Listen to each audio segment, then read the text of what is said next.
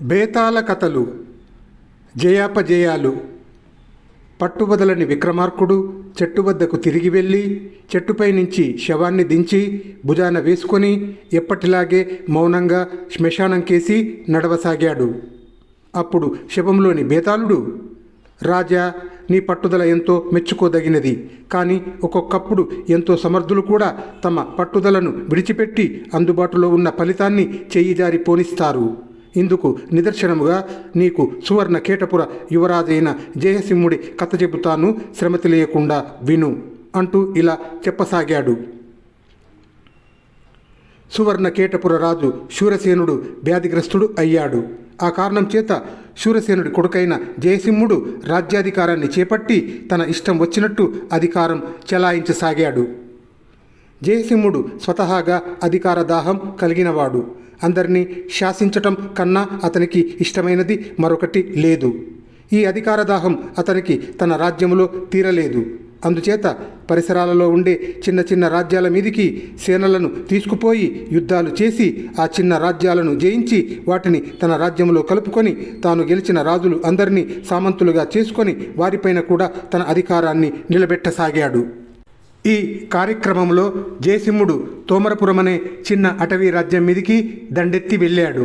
తోమరపుర రాజైన వీరొత్తుంగుడు తన కొద్ది సేనతో జయసింహుడి పెద్ద సేనలను ప్రతిఘటించి ఓడిపోయాడు.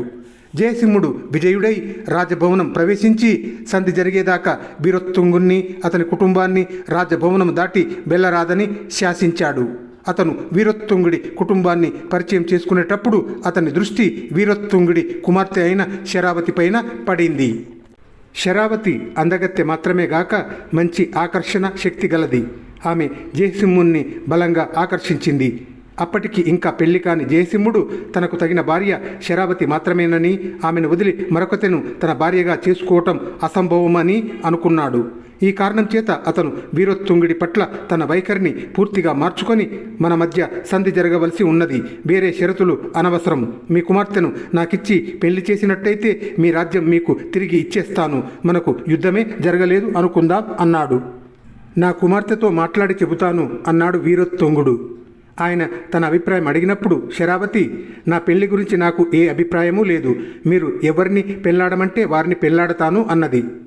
నిజానికి నిన్ను అతనికి ఇవ్వటం నాకు అంతగా ఇష్టం లేదు. చూడటానికి అందగాడే గాని అతని అధికార దాహము, రాజ్య దాహము ఇంత అంతా కాదని చెబుతారు. కఠిన శాసనుడు అని కూడా విన్నాను.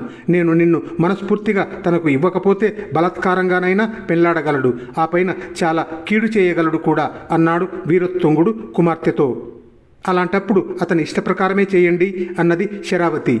వీరొత్తుంగుడు జయసింహుడితో తన కుమార్తె పెళ్లికి ఒప్పుకున్నట్టు తెలిపి ముహూర్తం నిశ్చయించి పెళ్లి ప్రయత్నాలు ప్రారంభించాడు.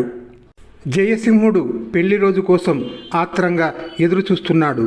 అతనికి శరావతితో మాట్లాడాలని ఉన్నది, కానీ అవకాశం చిక్కటం లేదు. ఒకనాడు శరావతి ఇద్దరు ముగ్గురు చెలికెత్తలను వెంటబెట్టుకొని నగరం వెలుపల కొండ మీద ఉన్న కాళీ ఆలయానికి పూజ కోసం వెళ్ళింది. ఈ సంగతి తెలియగానే జయసింహుడు ఆమెను కలుసుకోవటానికి తాను కూడా ఒంటరిగా ఆ ఆలయానికి బయలుదేరాడు. కొండ కాళీ ఆలయానికి వెళ్లే దారికి అటు ఇటు అడవి ఉన్నది. జయసింహుడు ఆ దారిన నడుస్తూ ఉండగా ఆలయం నుండి తన చెలికెత్తలతో తిరిగి వస్తున్న శరావతి ఎదురుపడింది.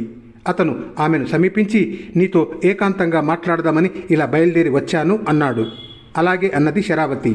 ఆమె ఉద్దేశం గ్రహించి ఆమె చెలికెత్తెలు వెనక్కి తగ్గి నిలిచిపోయారు. నేను నా జన్మలో ఏ స్త్రీని ప్రేమించి ఎరగను. నిన్ను చూడగానే ప్రేమించాను. ఆ భావం నాలో కలిగినాక నేను మీ రాజ్యాన్ని జయించటం ఏదో కలలాగా తోచింది. నువ్వు నన్ను పెళ్లాడటానికి ఒప్పుకున్నట్టు మీ నాన్నగారు చెప్పారు. కానీ నేను ఒక సంగతి తెలుసుకోగోరుతున్నాను. నువ్వు నన్ను ప్రేమించే పెళ్లికి ఒప్పుకున్నావా, లేక నేను యుద్ధంలో నీ తండ్రిని గెలిచానని ఒప్పుకున్నావా అని జయసింహుడు శరావతిని అడిగాడు. నాకు ప్రేమ అంటే ఏమిటో తెలియదు. మీరు గెలవటము, మా తండ్రి ఓడటము నాకు సంబంధించిన విషయాలు కావు. మా నాన్న నన్ను ఎవరికిచ్చి పెళ్లి చేస్తే వారిని పెళ్లాడటానికి సిద్ధంగా ఉన్నాను అన్నది శరావతి. తిరిగి జయసింహుడు ఏదో అనబోయేంతలో వెనక నుండి శరావతి చెలికెత్తెలు, అమ్మయ్యో, పులి పులి అని పెద్దగా కేకలు పెట్టారు. శరావతి జయసింహులు వెనక్కి తిరిగి చూసేసరికి ఒక పులి దారి పక్క నుండి వచ్చి దారిలో నిలబడి ఉన్నది. దూరాన ఉన్న చెలికత్తెలు వెనక్కి తిరిగి పారిపోతున్నారు.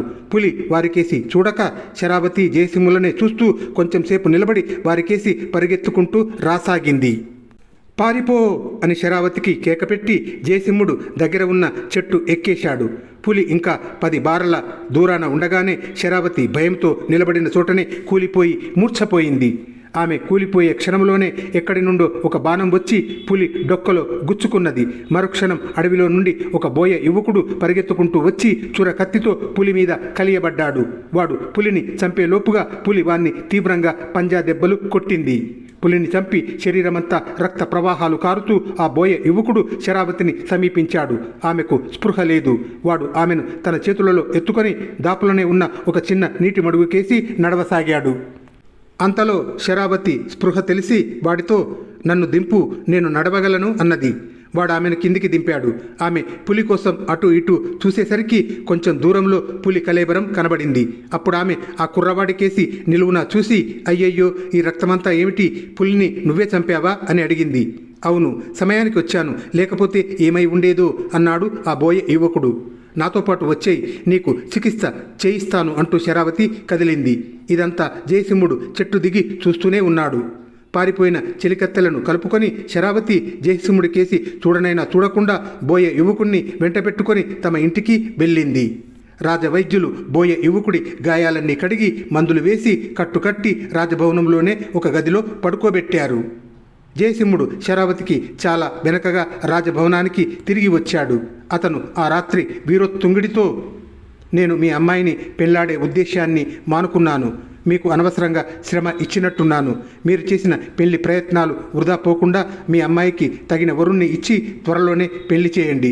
రేపు నేను నా సైన్యంతో సహా మా దేశానికి తిరిగిపోతున్నాను. మనకు యుద్ధం జరిగిందన్నమాట మీరు మర్చిపోండి, నేను మర్చిపోతాను అన్నాడు జయసింహుడు. జయసింహుని మాటలు విని వీరోత్తుంగుడు తన చెవులను తానే నమ్మలేకపోయాడు.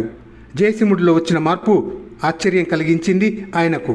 చివరకు, మీరన్న మాటలు మా అమ్మాయితో చెబుతాను అన్నాడు వీరోత్తుంగుడు. ఆ రాత్రి కొంచెం పొద్దుపోయినాక శరావతి జయసింహుడి వద్దకు వచ్చి, మీరు నన్ను పెళ్లాడే ఆలోచన మానుకున్న మాట నిజమా అన్నది. అవును అన్నాడు జయసింహుడు. మీరు నన్ను పులి రాకముందు అడిగారు, నాకు ప్రేమ అంటే ఏమిటో తెలియదు అని చెప్పాను. ఆ ప్రశ్నకు ఇప్పుడు మరో సమాధానం చెప్పగలను. నాకు ప్రేమ అంటే ఏమిటో తెలిసింది. నేను మిమ్మల్ని హృదయపూర్వకంగా ప్రేమిస్తున్నాను. మీరు వెళ్ళిపోకండి అన్నది. జయసింహుడు వెళ్ళిపోలేదు. అతను శరావతిని పెళ్లి చేసుకున్నాడు. ఇద్దరు సుఖంగా ఉన్నారు. బేతాళుడు ఈ కథ చెప్పి, రాజా, నాకొక సందేహము. శరావతి జయసింహుణ్ణి ప్రేమిస్తున్నాను అన్నమాట అబద్ధం కాదా? అతను వెళ్ళిపోతానంటే పీడ విరగడ అయిందని సంతోషించకుండా అతన్ని ఉండిపోమ్మని ఎందుకు అడిగింది? పులిని చంపిన బోయ యువకుణ్ణి తన ఇంటికి తెచ్చేటప్పుడు ఆమె జయసింహుని గురించి ఆలోచించను కూడా లేదే. ఆమెకు జయసింహుని మీద ప్రేమ ఎప్పుడు పుట్టినట్టు, ఎందుకని పుట్టినట్టు? ఈ అనుమానాలకు సమాధానం తెలిసి కూడా నీవు చెప్పకపోయావో నీ తల పగిలిపోతుంది అన్నాడు. దానికి విక్రమార్కుడు, జయసింహుడు పరాక్రమ గర్వి, కానీ అతను శరావతిని నిజంగానే ప్రేమించాడు. అంతేకాదు, ఆమె తనను ప్రేమించాలని కూడా కోరాడు. ఆమె తనను ప్రేమిస్తున్నట్టు నిర్ధారణ చేసుకునేటందుకే అతను కాళీ ఆలయానికి బయలుదేరాడు. కానీ రాజ్యాలు జయించినట్టు హృదయాలను జయించటం సాధ్యం కాదని అతనికి తెలియదు. ఆమె తనను ప్రేమించలేదన్న విచారము, పులి వచ్చినప్పుడు తాను ఆమెను కాపాడలేకపోవటము, ఆ పని ఒక బోయ కుర్రవాడు చేయటము అతన్ని నిరుత్సాహపరిచి అతను పెళ్లి మానుకోవటానికి కారణం అయినాయి. పోతే శరావతి జయసింహుణ్ణి ప్రేమించటం అతను వెళ్ళిపోతాడని వినటంతో ప్రారంభమైందని చెప్పాలి. అతను తనను ప్రేమిస్తున్నాడని, తన ప్రేమ కోరుతున్నాడని పులి రాకముందే ఆమె గ్రహించింది. కానీ అతను బలాత్కారంగా తనను వివాహం చేసుకోగలిగి ఉండి కూడా ఆ పని చేయడం మానుకున్నాడంటే అందుకు కారణం ప్రేమ తప్ప మరేమీ కాదని ఆమెకు తెలిసి వచ్చింది. బోయ యువకుణ్ణి తెచ్చేటప్పుడు ఆమె జయసింహుడి విషయం పట్టించుకోలేదు. అతను తన క్షేమం తాను చూసుకోగలడని అది వరకే రుజువయ్యింది. తన రక్షణ కోసం గాయపడిన బోయ యువకుడి క్షేమం ఆమె తక్షణ కర్తవ్యం అన్నాడు విక్రమార్కుడు. రాజుకు ఈ విధంగా మౌనభంగం కలగగానే బేతాళుడు శవంతో సహా మాయమై తిరిగి చెట్టెక్కాడు.